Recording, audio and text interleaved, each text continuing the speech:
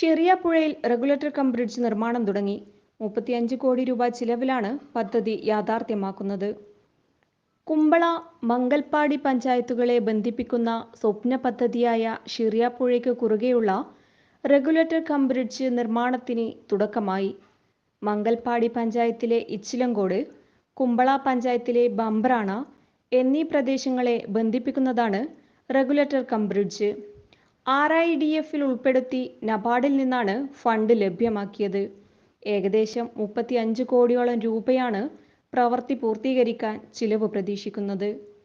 Uralungal labour contract cooperative സൊസൈറ്റിയാണ് പ്രവൃത്തി ഏറ്റെടുത്ത് നടത്തുന്നത്. കാലഹരണപ്പെട്ട നിലവിലെ അണക്കെട്ടിന് മുകളിലായാണ് 118 മീറ്റർ നീളത്തിൽ ഉപ്പുവെള്ള പ്രതിരോധ അണക്കെട്ടും പാലവും നിർമ്മിക്കുന്നത്.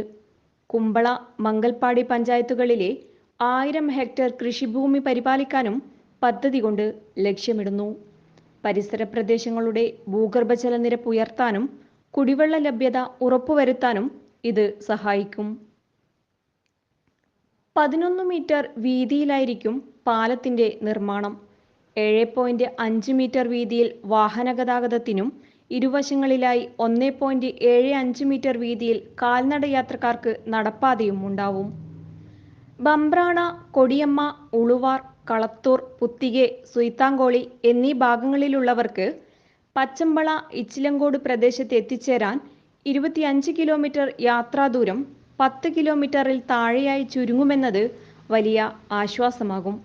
ഇരു പഞ്ചായത്തുകളിലെ ഇച്ചിലങ്കോട്, പച്ചമ്പള, അടുക്ക, കൽപ്പാറ, ബംബ്രാണ, ഊജാർ, ഉളുവാർ പ്രദേശങ്ങളിലെ കർഷകരുടെ കൃഷിക്കും കുടിവെള്ളത്തിനും പുഴയ്ക്ക് കുറുകെയുള്ള വാഹനഗതാഗതത്തിനുമായുള്ള ഏറെക്കാലത്തെ ആവശ്യമാണ് ഇതോടെ യാഥാർത്ഥ്യമാകുന്നത്.